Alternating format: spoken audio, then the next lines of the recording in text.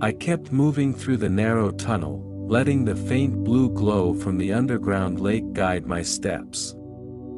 The air grew warmer the deeper I went, and the walls around me seemed to shift with strange, pulsing veins of light, almost like the planet itself was breathing.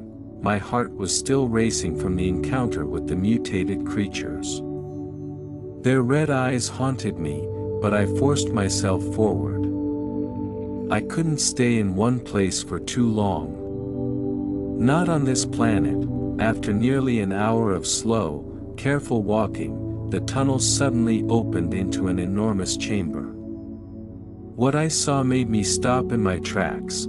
It was a city, or something like a city, tall, spiraling structures made from the same glowing mineral rose from the ground like frozen lightning.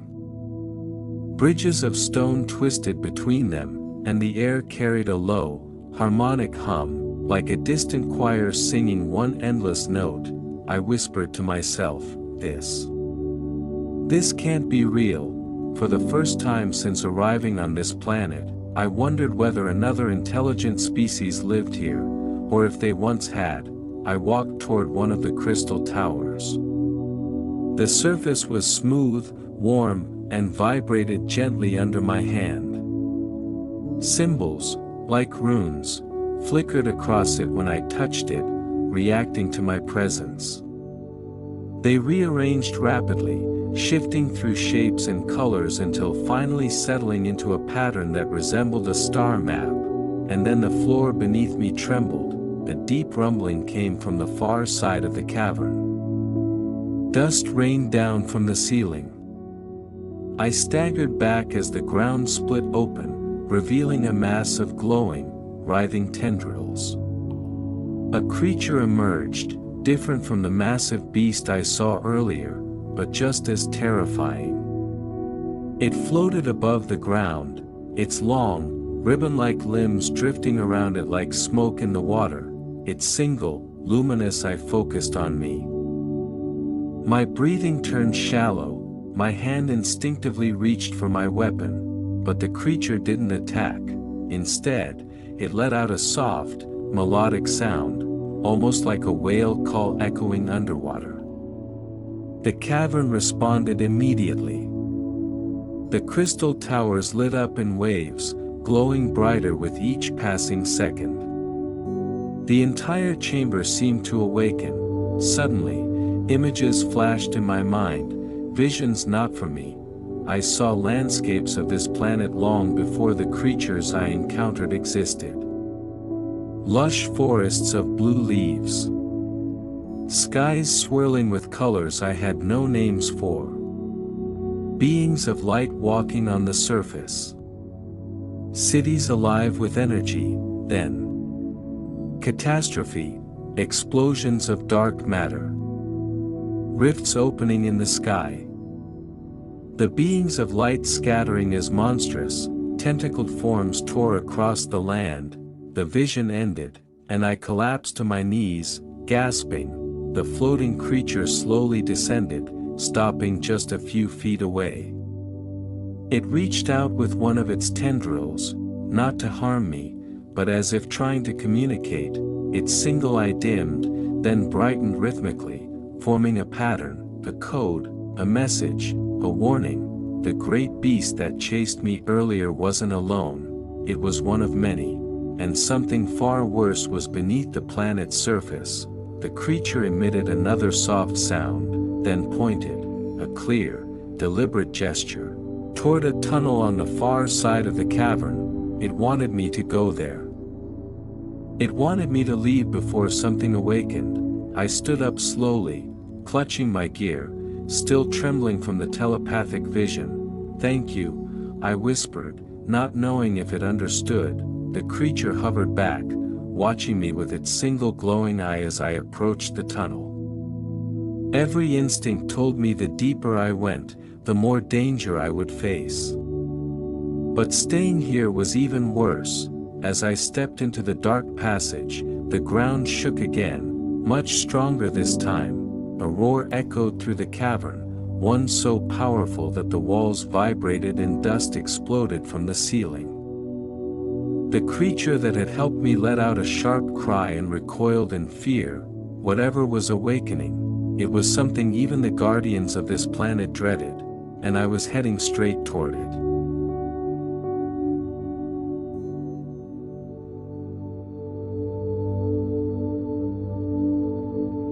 The tunnel grew narrower as I moved forward, forcing me to crouch low while sharp stones scraped against my suit. The distant roar still echoed behind me, vibrating through the rock like a heartbeat. Whatever was waking up. It was massive. My flashlight flickered. I tapped it, and the beam steadied. "Come on, don't fail me now," I muttered. As I walked deeper, the temperature dropped suddenly. My breath became visible, forming small clouds of mist in front of me. The walls were no longer glowing like before. Instead, dark patches, almost like burn marks, spread across the stone. I touched one cautiously. It was warm, too warm. Something had scorched the rock recently. I swallowed hard and pushed forward. After several minutes, the tunnel opened into another chamber, smaller than the Crystal City, but eerily silent. In the center was a massive stone door, carved with the same ancient symbols I saw earlier. But these were cracked, damaged, and flickering weakly with fading light. As I stepped closer, the ground trembled again, dust rained down, the door pulsed with a deep red glow. Suddenly, a voice, mechanical yet strangely alive, echoed in the chamber. I couldn't understand the language, but it repeated 3 times, each time louder. Then the door split down the middle and began sliding open. My instinct screamed at me to turn back, but I couldn't. I had to know what was behind it. A wave of hot, foul-smelling air blasted into the room. I shielded my face. When the dust settled, I looked inside, and immediately froze. A cavern stretched beyond the door, larger than anything I'd seen so far. The ceiling was lined with glowing veins of orange light, pulsing like arteries. Pools of thick, black liquid bubbled across the ground, and in the center, something enormous was moving. At first I thought it was a mountain shifting. Then I saw the truth. The creature, bigger than any structure I'd seen on this planet, lay half buried beneath the ground. Hundreds of giant tendrils were coiled around it like roots. Its entire body pulsed with red light, as if waking from a long sleep. Every few seconds, one massive eye, bigger than my entire body, opened slightly, glowing like molten metal. I stepped back instinctively. The hairs on my neck stood straight up. The creature released a deep, rumbling growl that shook the entire cavern. Chunks of rock fell from the ceiling. My legs nearly gave out from the vibration. Then a sudden shriek pierced the air. The guardian, the floating creature from earlier, had followed me. It hovered at the entrance, trembling with fear. Its tendrils curled tightly around its body as it emitted a warning sound, urging me to run, but it was too late. The giant creature's eyes snapped fully open. A beam of red light shot across the cavern, locking directly onto me. The monster knew I was here. It began pulling its massive limbs from the ground, tearing through the stone like soft clay. The earth shook violently, knocking me off my feet. I crawled backward, adrenaline pumping through my veins. The guardian creature moved between me and the monster, glowing brighter, trying desperately to shield me or stop the awakening. But the monster let out a roar so powerful the guardian was thrown across the cavern like a leaf in a storm. It slammed into a wall and collapsed, its glow flickering weakly. "No!" I shouted, scrambling to my feet. The giant tendrils of the creature lifted high above me, each one thick as a tree trunk. if even one came down, I would be crushed instantly. I turned and sprinted toward the exit. The ground cracked beneath my boots. Explosions of dust erupted behind me as tendrils smashed into the earth. I ran with every ounce of energy I had left. The tunnel ahead was collapsing. Rocks fell like rain. But I pushed through, sliding under falling debris and dodging chunks of stone. A blast of hot air rushed after me, like the breath of a volcano. I didn't look back. I couldn't. I reached the end of the tunnel, dove out onto the rocky ground, and rolled across the floor. Behind me, the cavern entrance exploded outward as the monster forced its way up, unleashing another deafening roar that echoed through the entire planet. I lay on the ground, panting, terrified, and shaking uncontrollably. Something ancient, something catastrophic, had woken below, and now it was free.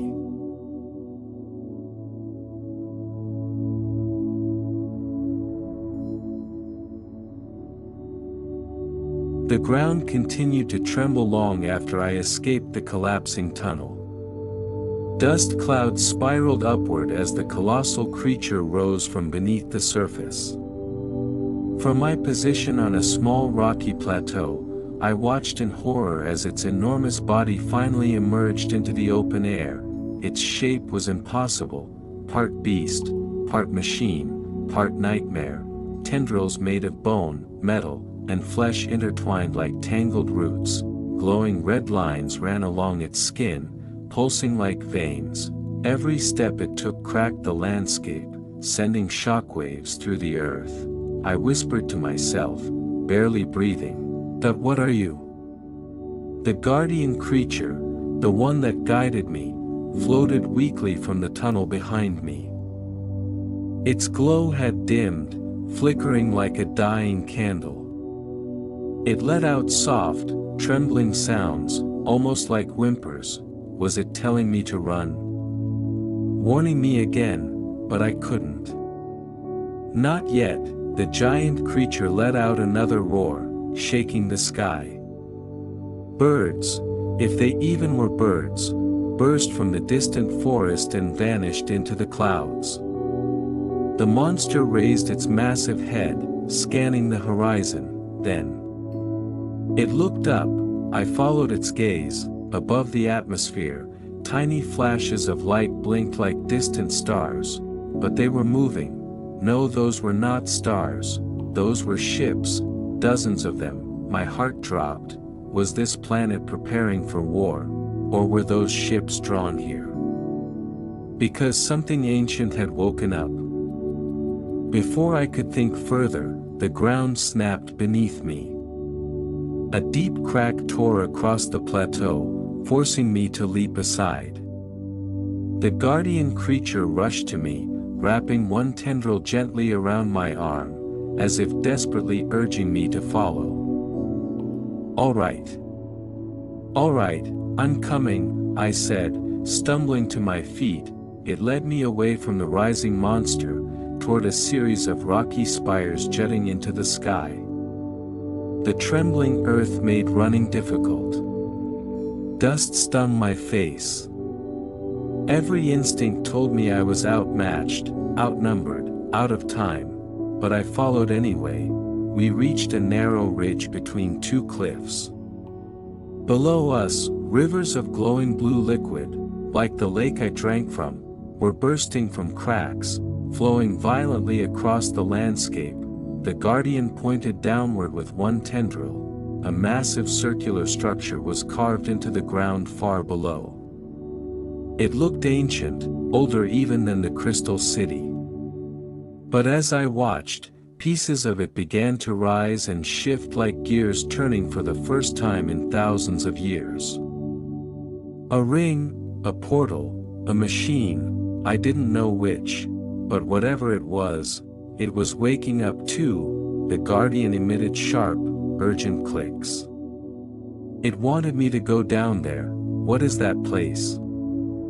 I asked. It repeated the same sound, softer now, like a plea, suddenly a deafening crash echoed behind us. I spun around just in time to see the giant monster smashing through the cliff, tearing away boulders with its tendrils as it dragged itself nearer. It was hunting us. The guardian wrapped both tendrils around my waist and with surprising strength lifted me off the cliff, gliding downward toward the ancient structure. Wind rushed past my helmet as the monster roared from above, shaking loose entire chunks of stone that rained down around us. We landed near the edge of the enormous circular structure. Strange symbols glowed along its rim, lighting up one by one. The ground vibrated in perfect rhythm with the symbols. This wasn't just a place, this was a control mechanism, a device. A failsafe. The guardian floated to the center of the ring and pressed its tendrils into 3 glowing slots. Its body pulsed brightly, brighter than I had ever seen it. Then I understood. It wasn't guiding me here to activate the machine, it was sacrificing itself to activate it. Wait, stop. I shouted, running toward it, but a bright field of energy erupted around the ring, blocking me out. I slammed my hand against it. No. There has to be another way. The guardian looked at me, really looked, its single glowing eye soft and almost grateful. Then the symbols flared to life. A beam of white light shot upward from the center of the ring, piercing the clouds and reaching the sky. The ships above suddenly shifted direction, drawn toward the beam. The giant monster roared and charged toward us, smashing through the last cliff. The ground collapsed beneath its massive limbs, and its tendrils reached frantically for the glowing ring. Too late, the beam thickened, swirling like a tornado of light. The guardian's glow intensified until its entire body melted into pure energy, feeding the machine. The monster screamed in rage as a second beam shot downward, into the ground beneath the ring. The earth began to split open. A massive object, something metallic, circular, and impossibly ancient, started to rise from the planet's core. Structure, a ship. A prison, I didn't know, but it was huge, and waking up, the whole planet trembled as if something far bigger than the monster had begun to stir. I stumbled backward, staring in shock. What? Did you wake up? This time. The guardian's voice, weak, faint, echoed in my mind one last time. Even though its body was gone, run. And the world above, and below, began to break apart.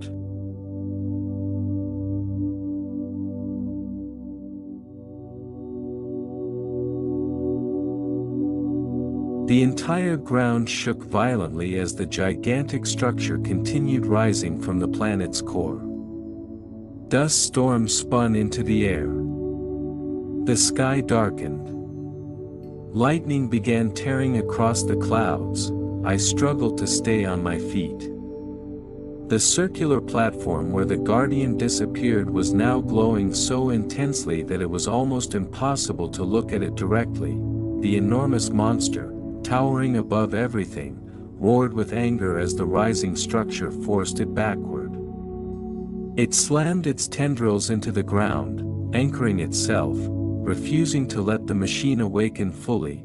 It wasn't trying to kill me anymore, it was trying to stop whatever was emerging from below.